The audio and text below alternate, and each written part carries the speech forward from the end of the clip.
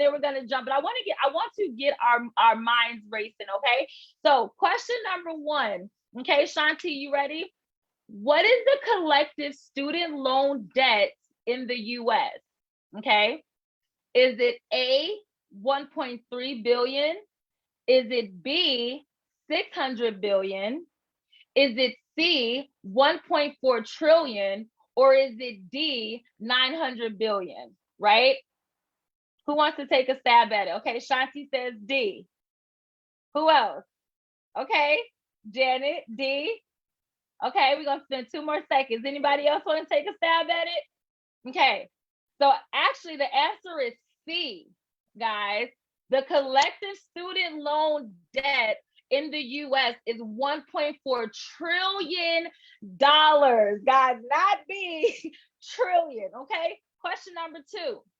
Some people, have decided their 401ks are going to be their means to fund their child's college, right?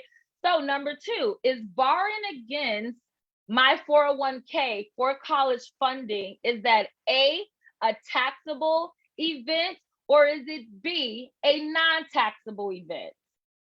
Put it in the chat. What you guys think? Okay, Shanti, A, Usha, A. Okay, A. All right, yes, guys, you guys are absolutely right. It is A. If you borrow against your 401k, it is a taxable event, which means, guys, if you borrow $30,000, $40,000 from your 401k, nowadays it's like some people do even have that much, right? But $30,000, $40,000, guys, we got to report that to the IRS. And who wants to report more numbers to the IRS, right? So yes, it is a taxable event. Okay, number three, who carries most student debt? Amina, would you say Hispanic women, A? Would you say Black men, B? Would you say white women, C? Or would you say Black women, 4? Who carries the most student loan debt? Okay, we see Shanta with C. We see Usha with Black women. Okay. All right. So guys, Black women carry the most student loan debt, because why? We are the most just by community, Black women go to college more than Black men. Okay, that's A. And because Black women go to college more than Black men, just in the environment, we aren't properly set up, right, to prepare for college, right? So that is why Black women, single mothers, right? We are mostly the ones who carry the most student loan debt, okay? So number 4, guys, you guys are doing good, okay? All right, so number 4, what can 529 plans not be used for?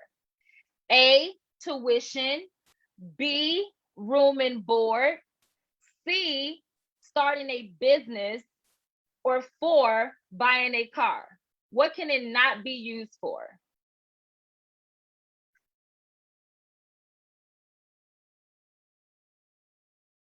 Don't be scared.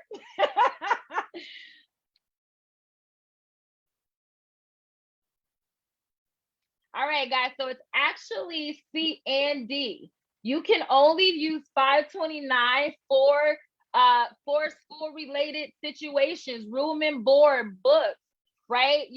How about if your child wants to maybe start a business or so, you cannot use those funds for that, right? So 529 can only be used for college planning, and if they have younger siblings, you can translate that to younger siblings as well.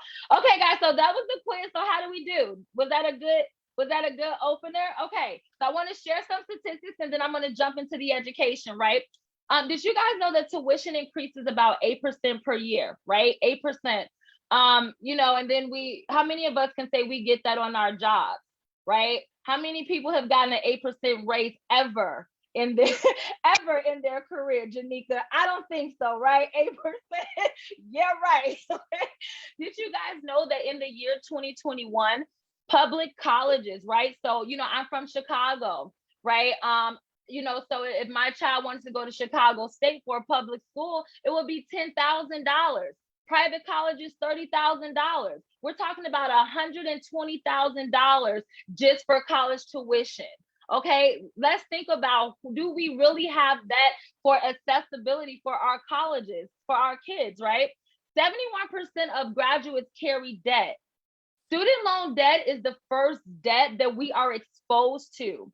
We're 18, we're 19, and before we've even started our careers, right, our dreams, we have been introduced to debt at such a very young age, right? And so, because I think we can all agree, Sharon, that the need for financial education, especially around how do we properly strategize for college, is needed. And I'm so thankful that we're hosting tonight and we're able to bring some resources, right? Some rules to Shanti. What do you really need to get your money to work for you? Right? What, as a parent, do I truly need to make sure that I am implementing in the steps and building my future to do what? Make sure that I have adequate savings.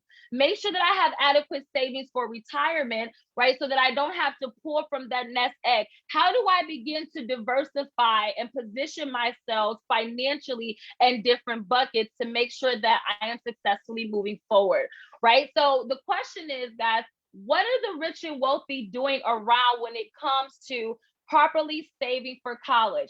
They are implementing something what we call the 3 rules of money. Okay, and I am going to transition right now into that. So give me 1 second.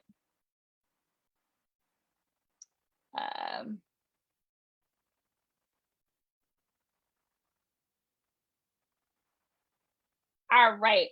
So I hope you guys can see my screen. Give me a thumbs up, Usha. You on my screen. Perfect. So guys, we live in 2 families, right? There's a family A and there's a family B. I don't know about you guys, but my family, I immediately identified with family A. Those are 95% of middle Americans, Janika, that we don't get the right education. Sometimes we don't even get exposed to, what do we truly need so that we can make sure that we're not in a retirement crisis, right? So that we have enough money to retire. What do we do, or sometimes not exposed to, which is why we're in an education crisis? I just read off some statistics. Black women, we are the number 1, community when it comes to student debt. So yes, we are in an education crisis and everybody's in a spending crisis. So debt has truly become a way of life, even from an early age. And so when you look at these 2 pictures, you say, so what is this 5% doing, right? What type of information are they being exposed to? They are getting exposed to strategies in ways how to do what? Delete their living expenses, I should say, right? They understand the difference between, a need and a want. They understand to pay yourself first. Guys, if you don't take anything from me tonight, pay yourself first. You are your most valuable asset, right? Before you pay Uncle Sam, right? We're all cousins, right? But before you pay him, before you pay a light bill, before you pay a car note, you pay yourself first. Well, how do I do that, Toya? You take however much you get paid an hour, Shanti. So let's say you get paid $20 an hour. You take that first hour and you pay yourself before you start your shift. You work 5 days a week. That's $100 a week, a month. You owe yourself $400 in savings to pay yourself first. That is how you simply understand how to do that, right? So before you guys pay anybody else, right, you pay yourself that first hour. Retirement savings, children's education, right? They understand that if I delete my debt, right? If I work on or diminishing debt, if I understand where to position myself when it comes to advantages on taxes, then I have enough to do what? Create a strong financial foundation. Because we truly believe that most people don't plan to fail, they just fail to plan. Most people want to be successful. I don't think it's anyone on here that does not want to be a 7-figure earner. Exactly, right? So, but what is the roadmap? How do we get there? And we get there through implementing something called the 3 rules of money. The first rule that we all must understand is understanding compounding interest. What is that? That is one of the most important discoveries in finance. So when it comes to interest rates and student loans, right, I need to know if I look at this interest rate, How much is my debt going to double? Well, let's break it down here. Understanding something called the rule of 72 is a very simple formula. You take the number 72, you divide it by the rate of return, and it equals how many years it takes our money to double. So let's take a look at this first example. So let's say we start with $10,000, right? You've been gifted $10,000. This first example shows an example of us receiving 4% return on our investment, on our $10,000 investment, right? So Janika, today we have $10,000. Based on this example, our $10,000 is going to double in 18 years, and then it's going to double again to $40,000. Now, I just said that going to a private college is already $37,000 a year. That's not enough money, okay? That's going to get us to 1 year of college. But now let's take a look at a second example where our interest rate is higher. We now have an 8% return on our investment. So now our money is doubling every 9 years. So today, Janika, we have that same $10,000. 9 years later, it doubles to 20, it doubles to 40, it doubles to 80, all the way to $160,000. Okay, now we have a little bit of wiggle room, Shanti. We got enough money for room and board. We got enough money, for books and tuition, right? So what is the magic when it comes to understanding compounding interest?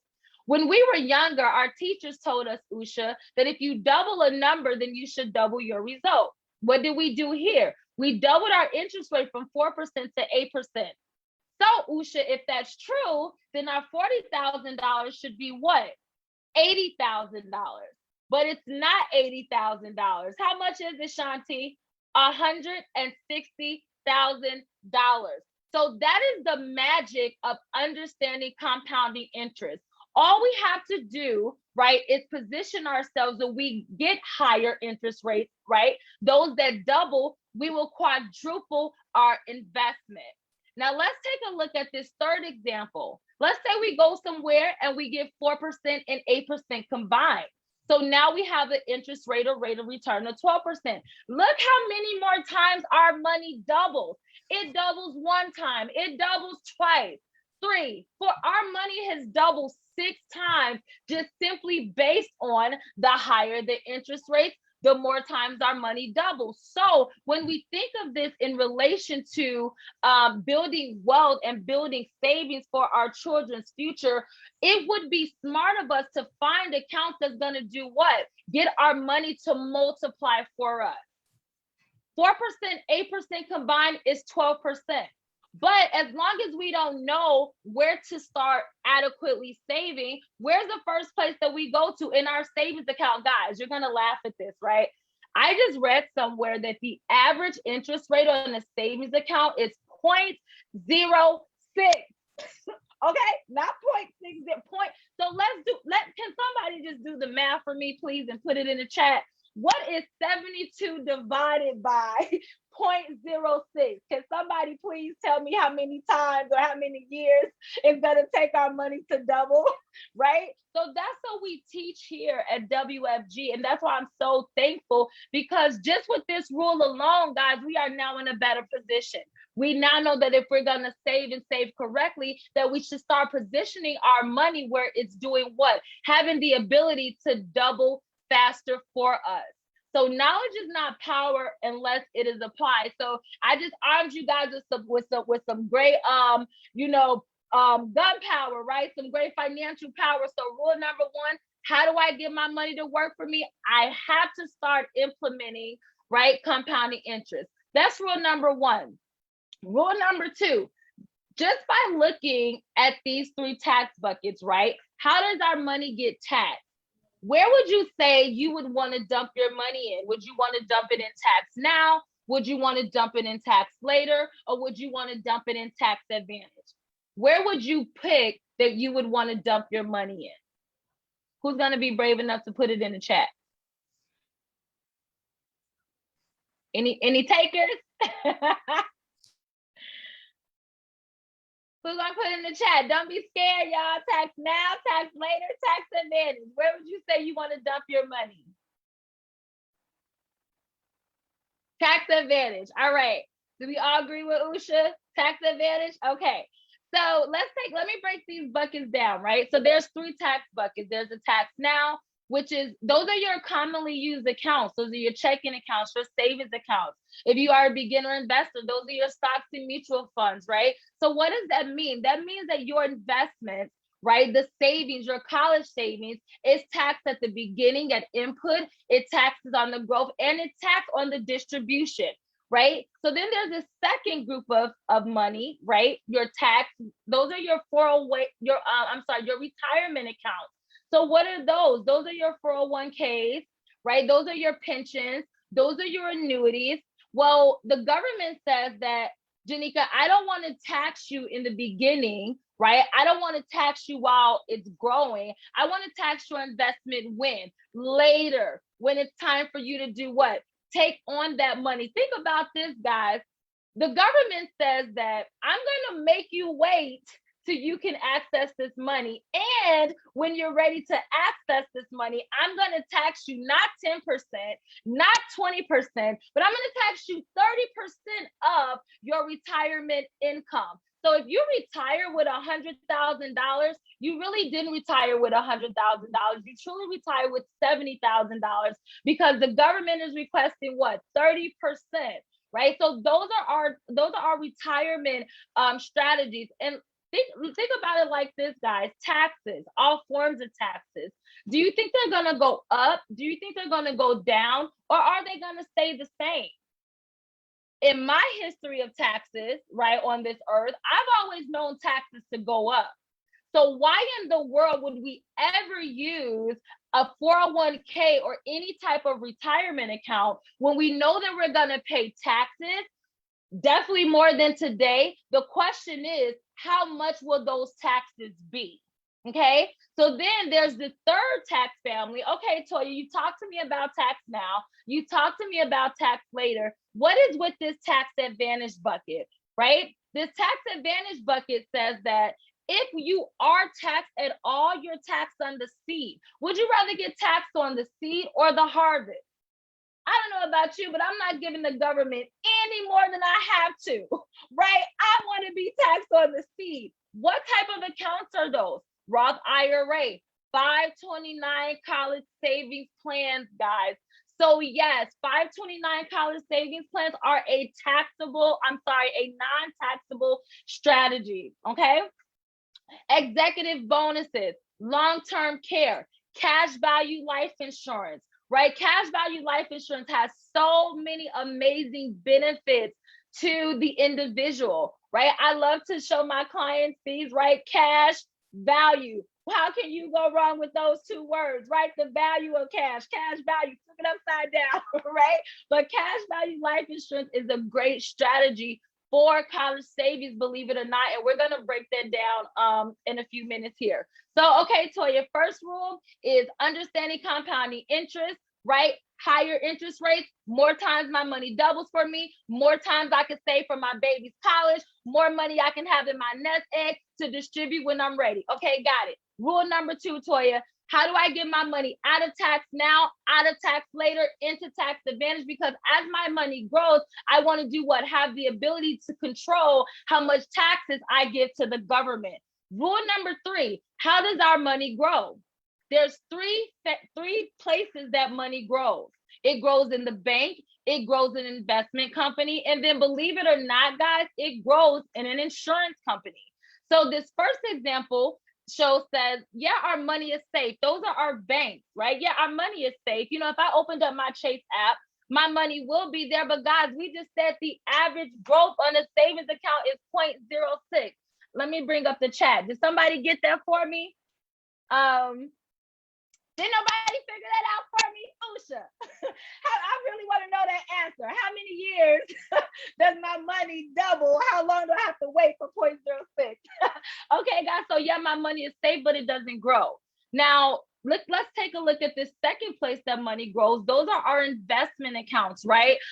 Variable, which means to vary, up and down, very unstable. 1 minute we're happy, 1 minute, you know, if the market goes down, right, we're losing money. So yeah, we have the ability to grow, but we have no safety. As a parent, I know that safety is important when it comes to our children's future, and especially when it comes to our investments, right, that we're making for them. So what is going to give us as parents a peace of mind to know that not only is our money going to be there when we need it to access it for college, but it's also going to do what? Have the ability to grow and keep up with inflation. Guys, inflation grows. The average for money, inflation is anywhere from 5 to 6%. If we have accounts and you're listening to me that are not even keeping up with inflation, we need to talk, because there are strategies that not only outbeat inflation, keep up with the market, but guess what? Give you the peace of mind that as I'm working on my job, as I'm taking money, time away from my child's games and my child's recitals and things like that, as I'm stepping away into the workplace, I want to make sure that the time and the money that I'm sacrificing, that it is doing what? It is working adequately for me, that it's going to be there, right? So that is what we have introduced to you guys as an index strategy, right? So now let's break this down. Let's recap. First rule is understanding compounding interest. Second rule is getting my money into advantages or accounts that are going to give me the advantages of taxes. And then third rule, how do I get a peace of mind, right? Safety and growth. And that's with the index strategy. When the market goes up, guess what? So does your money. So does your investment. But when the market goes down, guys, you never lose anything. There's a safety net. Talk about peace of mind, right? So that is our index strategy. I am going to stop here, right? And I'm going to transition. But, who learned something today? Any questions? When I first saw this guy, it blew my mind. I said, it takes forever, guys. It takes 1,200 years for our money to double at 0.06%. When you think about it, it's hilarious, right? But those are the 3 rules that we teach, the simplicity. And I thank God for WFG, because we are truly the only company that teaches at a family level. When you talk about investments and when you talk about saving strategies and retirements and college savings, a lot of that is individual based. But we are a company that looks at the entire family portfolio, and how do we work together as a family unit, right? How do we work together as mother and grandmother, as father and son, as a family unit, to make sure that we as a family, right, are moving through wealth. So, I'm so excited to have shared the 3 rules of money with you, right? So that's the education, guys. Those are the 3 concepts. Now I want to bring up our next segment, where we're going to break down the differences truly of a 529 and an index universal life. Who's heard of a 529 plan before? Right? Who's familiar with the 529 plan? Okay. And so Odette is going to break that down, right? Because what we want to do is we want to get our families out of the tradition of what's there, right? And introduce that there are different options and different ways to adequately save for college, for your college future. So thank you guys for letting me share that powerful information. It is my pleasure to bring up my co-host, Miss Odetta King from New York. I call her the Stack Your Coins if you follow her at all, guys. But we should always be stacking our coins, especially as women. Guys, we always got to stack our coins. So without further ado, my partner in business, Miss Odetta King. Toya. Wow. Oh my God. I'm going to have to take some notes. Can I get your notes on all of those Black statistics? Wow. Listen, we Crazy. Women, Black women, did you know we're the one that's like feeling the brunt right now? OMG. I knew we were somewhere there, but wow. And all because we want that education. It seems like It's not even fair. We're trying to do the best. We're going for that degree. And then we get stuck with paying back student loan. Well, my portion that I'm going to talk about, I am highly qualified to talk about this segment because guess what?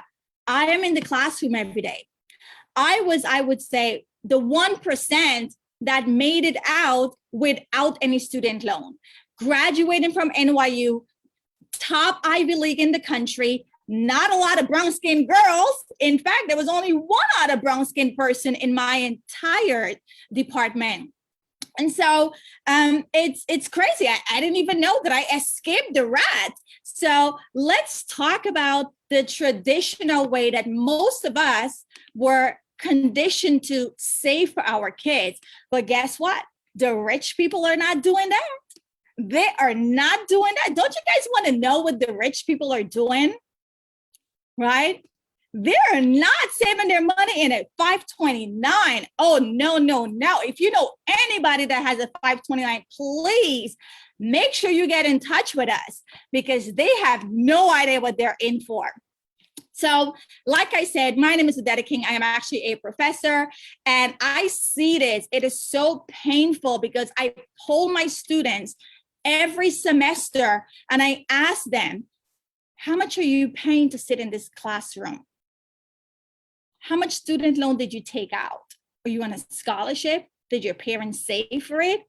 What do you guys think my students are telling me? What do you guys think? You can put it in the chat. How do you think people are funding their education today? Do you think their parents saved up a lot and they're getting a free pass? Do you think the government is funding it? Do you think they're taking loans? How do you think they're getting by? Yes. Yes, LaFleur, Jocelyn. Yes, Janet Brown. They are taking out loans. So they're starting life in a deficit. And on top of it, they're going to change their career or their discipline in the middle of the semester or in the middle of their school year, which is going to keep them even further in college. So now they're going to have more debt in college. Yes, student loan, guys, not what we would have liked to see. And this is why we're doing these webinars. This is why we're doing these workshops, right? So let's talk about what most of you probably would have heard or what, we were conditioned to do. Get a 529. And what is a 529? Let's look at the plans that the 529 offers. And we're going to compare that strategy with the index strategy that Toya did such an amazing job sharing. And by the way, kudos to everyone on Instagram. We're also streaming live on Facebook because we want to push yourself so that everybody knows this information. So a 529 college saving plan is where you're saving money for your kids, right? You're saving money for them to go off to college. How do we compare that to an IUL or an index strategy? You guys can see the chart side by side. Yes, they both offer tax advantage. That's a good thing. Tax-free money is more money, okay? Tax-free money is more money because if you have $100 and I have $100 and my $100 is tax advantage, I have 100. But if your $100 is not tax advantage, meaning you haven't paid tax on that money, minus taxes, you don't have 100, right? You don't have 100. Okay, so both of them offer tax advantage, check, check.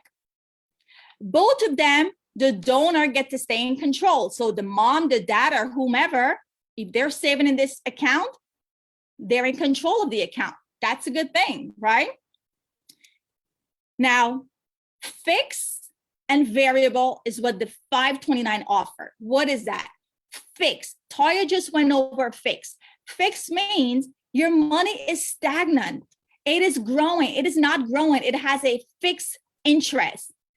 I don't like the word fixed because especially when it comes to your money, why would you want to make your money fixed, which means you're stunting it from growing? Meanwhile, cost of living is going up, inflation is going up, everything is going up around us, but your money is fixed. It's locked in. Variable is up and down, right? It's up and down. You could make a lot of money, but you could lose a lot of money. So picture this. Last year, 2020, you had saved up $100,000 in your 529 for your adorable child. ready to go to college September 2020. You had 100,000 in there. What happened last year, guys? What happened last year? Did we have a good year? Was the market doing well? No, it was horrible. It was horrible financially. 40% the market was down. So if you had 100,000 saved up in a 529, because this is a variable account, does your child have 100,000 to go to school in September? Absolutely not. Now they have less. Now with the IUL, there's also fixed, there's variable, and there's index. So index means you never lose money. You go up with the market and you stay locked in when the market drops. So you were not losing a penny. So had your child had an index account last year, scheduled to go to college September 2020, guess what? They still have their 100,000. No loss. Absolutely no loss, right? Now, let's continue. A 529 college saving plan is only used for college. We would like our kids to go to college, but let's be honest, not everybody is fit for college. They might be hands-on. They may want to start a business, right? They may want to do something else besides college. And what happens?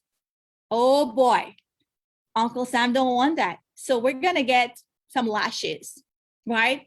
He's going to penalize us because that money is only supposed to be used for college purpose only. Anything else, you're going to get a 10% penalty. A penalty, guys. So you mean to tell me you're saving your money for your child to go to college, and now this child is 18 and they decide, you know what, Mom, I don't think college is for me. I don't want to waste your money. I don't think I'm going to do well. I want to go a different route. I want to start a business. I want to go into real estate. I want to do a trade, right? And now, because you decide to not go to college, 10% penalty. What about the IUL? What about the IUL? Listen, I don't care what you want to do, honey. We stacking it up. We can use this money for anything under the sun. No restrictions. You can use that money for anything. Your child wants to go tour the world and be a musician. Here's some money. Go tour the world and become a musician. You can use it for anything, right? Withdrawal for anything besides college in a 529, like I just stated, you're going to get a penalty. Imagine you're saving money, and because you don't use it for what the government says, you're being penalized 10%. How does that make you feel, guys? How does that make you feel? Right? Now, with an IUL, are there any penalties? Absolutely not. If they don't want to go to college, but they want to do something else, rock on. No penalty. You can use that money for whatever you want to do. Purchase a house, down payment on a house, down payment on your multiple properties, start a business, right? Bless you with your moving into an apartment, help you with your car, help you when you get married, help you when you have your first kid. You can use that money for whatever. No penalty. Talk about freedom and flexibility, right? And this is the big one. This is the big one where the government really gets us, which is totally unfair. And I see it every day in the semester in the classroom. Asset weighed against you. So because you've saved up in a 529, now let's say you do decide you want to go to college. You're happy, the parents is happy, and they're filling out financial aid forms. Guess what? Because you have a 529, it's actually going to count against you. This is the single most thing that I think is so unfair and the biggest piece. So when I hear a person is telling me that they're saving money in a 529, I just want to run and pull them away fast and say, hey, I need to show you something. Now, because you saved up money, which is supposed to be a good thing, but you did not know where to save it properly or smart, right? You saved it in a 529. And now your child is going to college, which is a good thing. But because they have money saved up in a 529, it's going to count against them. It's going to weigh against them, meaning they're really not going to get any free money. Every school has free money, guys. Every school has free money.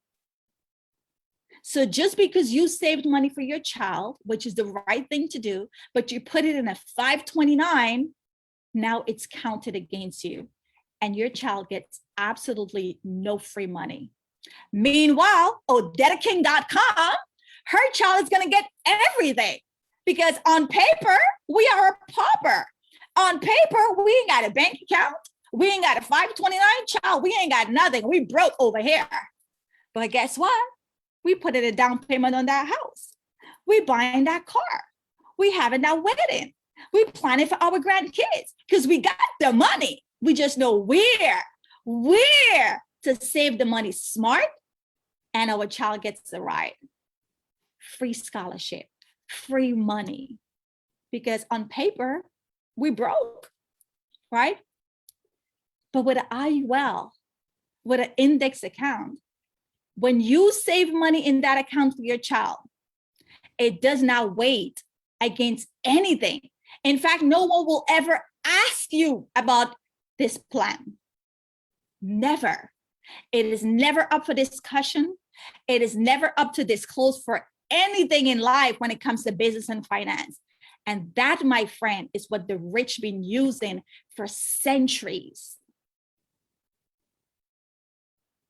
And the rich are getting richer. And they can afford it, right? They can afford it.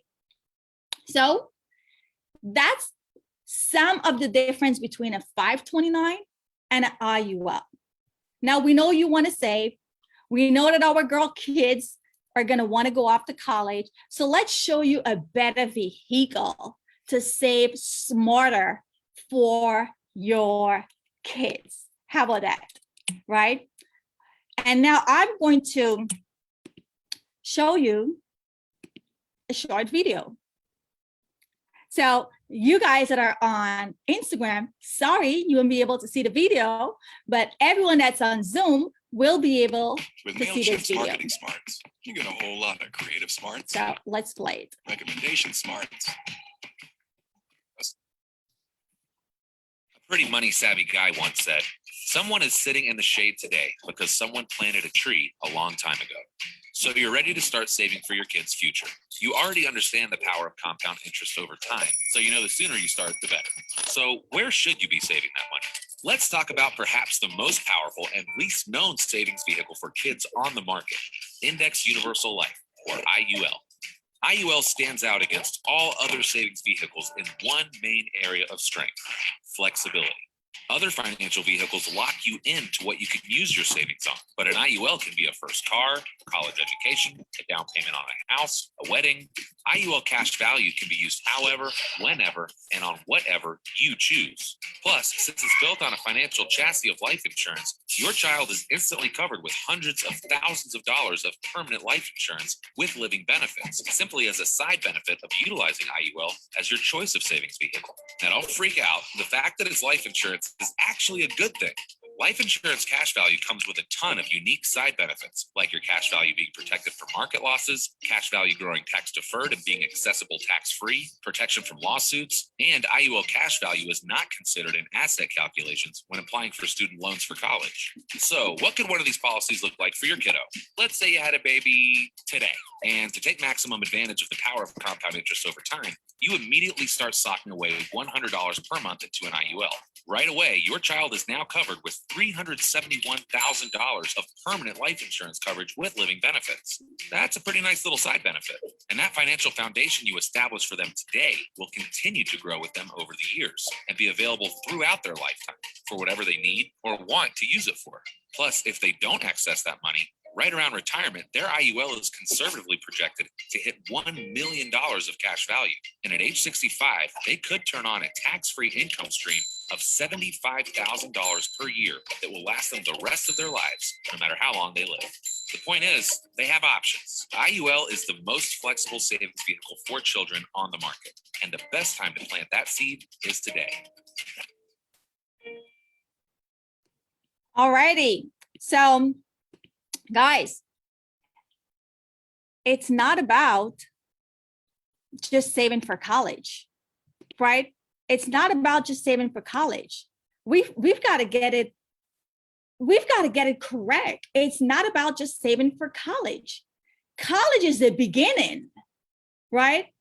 College is the beginning, but there's more than college. So if you truly want to talk about or help your kids, set them up to be millionaires, okay? Millionaires in their lifetime. How amazing that is to know that you have the power and the knowledge to make someone a millionaire. Are you kidding me, people? I get super excited about this topic because if someone had told my parents this 20 years ago, you could make Odetta a millionaire by just saving 150, 200. Guys, it's crazy. This is how the rich are getting richer. They're just not only saving for college. College is just the beginning. We're setting up generational wealth here. So I'm going to show you guys an illustration of what someone who is just 2 years old and what we like to call millionaire baby. Shout out to my nephew who's on this Zoom tonight because he is a millionaire kid. Okay. And guess what? I get to do this every day for all my clients. In fact, only today, right? I don't think she's on this call right now, but she's going to be watching the video, right? This boss mom, okay? She has an adorable 2-year-old and a 4-year-old. And for a year, I've been talking to her about doing some stuff. And she finally said, you know what, Odetta? Let's do it. I'm ready. Guess what? Her 2-year-old and her 4-year-old financial life is set. They're going to be millionaire at 65. So I'm going to show you the strategy that we put in place for parents, for grandparents who want to set their kids up, not just for college and that's it, right? We're setting them up for life. Now, this is a 2-year-old juvenile, right? His parents are saving $169. Let's round it off to $170. Automatically, guys, that 2-year-old net worth is $250,000. How many 2-year-old y'all know running around this place is a $250,000 net worth millionaire kid, about to be a millionaire kid in a few years? Guys, this information, like who would ever tell you this? Do you have anybody in your circle right now who is putting you on to financial knowledge to make your generation better? 170, guys. 170 per month. You are saving money for your child, and because your child is a minor and you are the owner, guess what? It's your money. It's your money. So if your child decides they want to be wayward, act up, smoke drug, do hookah, go to the bar, not be productive, go right ahead and mess up your life. I'm going to spend this money on me. After all, it's my money, right? So it's a win-win. The parents are winning.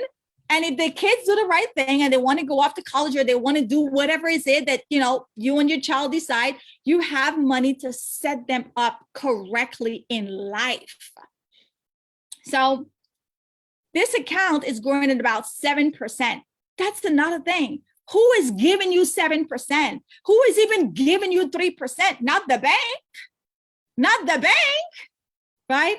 And this is tax-free money. What did I say about tax-free money? What did I say about tax-free money? It does not matter, Janelle, Joycelyn. You can start this plan for any age. But the reason why we show 2-year-old, in fact, we really should be showing from 15 days old. From 15 days old, the minute they got that Social Security, millionaire baby, let's put a plan in place, right? So this person or mom or dad has been saving $170 per month for their 2-year-old, right? And now I want to bring your attention to 3 columns. Look at this column here that says premium outlay. This is you putting money in, you're saving money. Every year, you're saving, you're stacking it away, you're stacking up your coins, right? You're stacking these coins. Now, let's go all the way to the first big purchase. The child is ready to go off to college, 18 to 22. Statistics show they're not even finishing in 4 years because they're changing their majors, they're taking a break, and all kind of stuff they're doing. It's okay. So they may stay a little longer. But when they graduate, right, with 170, and guys, this is a very basic policy I'm showing you, because nobody's really going to save $170 for 20 years.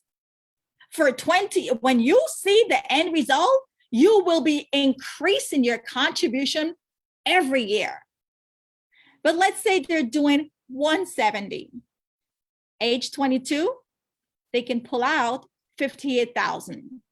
Guys, this is a very conservative plan, right? Now, they started, right, saving from 2-year-old. Now, that's the first milestone. We're going to take some money out for college, assuming they do go to college. If they don't want to go to college, you could take money for whatever you need. Now, let's say they're 30-year-old, they want to buy a house. Where's the down payment coming from? Where's the down payment coming from? Do you have to go borrow this? No. You are your own bank. You are your own bank. Because at 30-year-old, you have a whopping $115,000 tax-free. Tax-free. Y'all got to learn this word, and y'all got to like this word, because this is a powerful word. Tax-free money is better than any other money, because it means you have more. So at 30 years old, imagine when you were 30 and you wanted to buy a house, your parents said, you know what? Okay, I'll break you 50, 60, 70 grand. How much you need? Which one of us, our parents had this set up for us?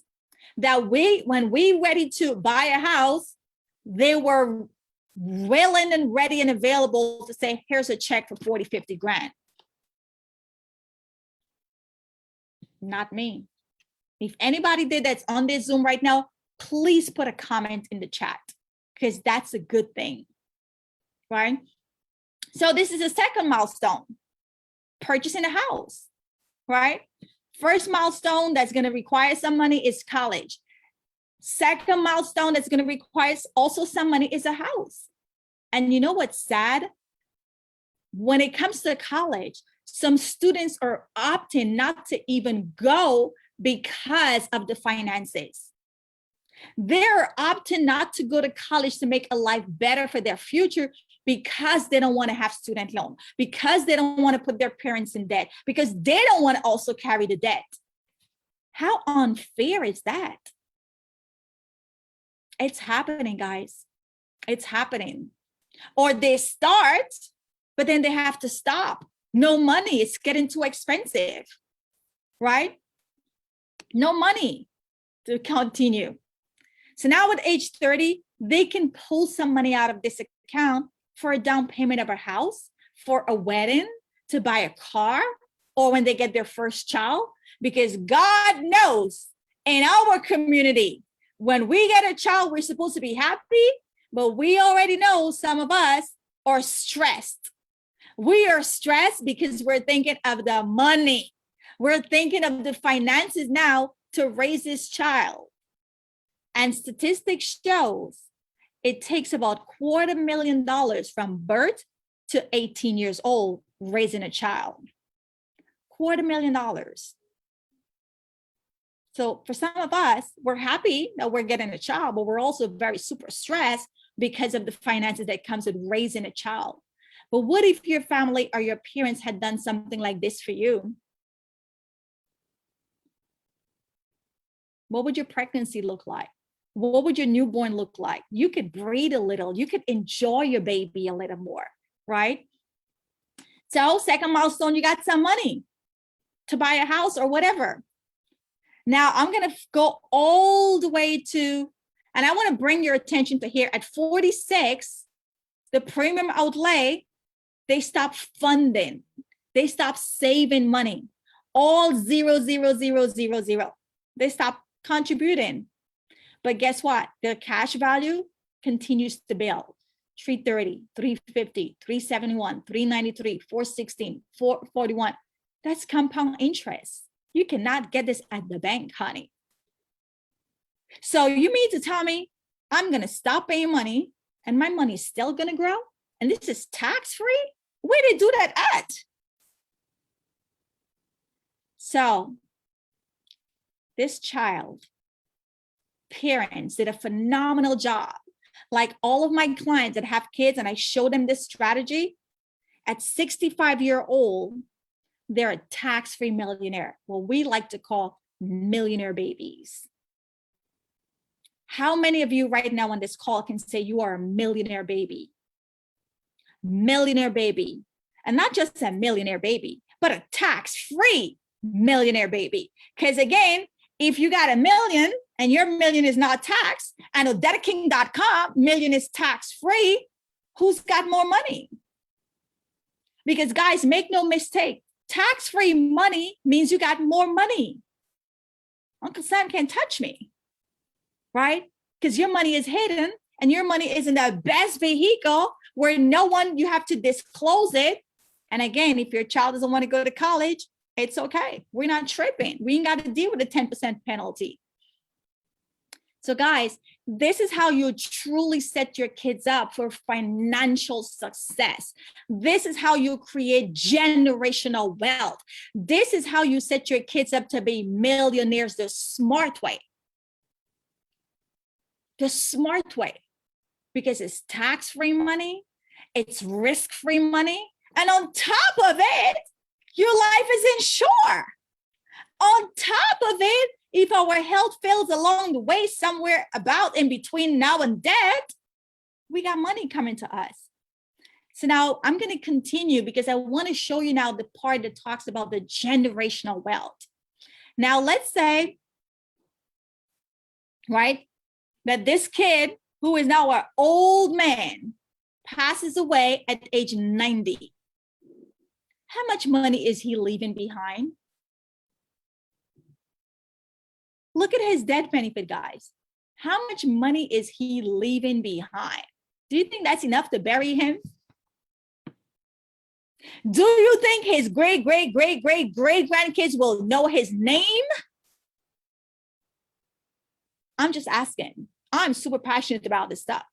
Do you think this kid whose parent did this strategy, whatever her name is, what kind of legacy are they leaving for their family? Right? These powerful concepts. Everybody needs a family bank. Everybody needs to save money smart because some of us are already saving. We're just not saving smart. And after all, if we don't know about these strategies, 9 out of 10 times, we're not going to do it because we don't know.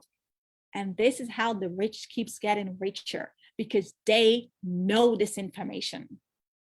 They have access to this information. They're not buying burial policy for $50 and $60 and $100. It's way bigger than that, right? So, guys, have you learned something today? Have you learned something today? So right now, we are going to launch a poll. Uh-oh, why can't I launch my poll? You have logged in from another device. Your poll is inactive. Okay, so I have to log out from here. So we are going to launch a poll right now. And the poll is simply 3 questions. Okay, I guess I cannot. It's telling me my thing is inactive, which is kind of. I launched it for us. Okay. Yeah, it's up there. It is? Oh, you did? Okay. Yeah, can you guys see? Thank you, Shanti. Yep, it's up. Okay. So can you read the question because I can't see it? Yeah, so guys, we're releasing a poll right now. So take a moment and if you're someone out there that's like, what, I want to start a savings plans for my kids, look at the power of the index, right? We can definitely help you with that. I want to start a savings plans for myself.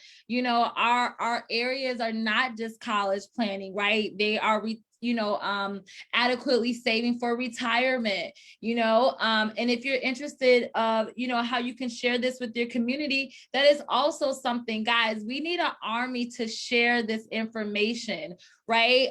We say if this information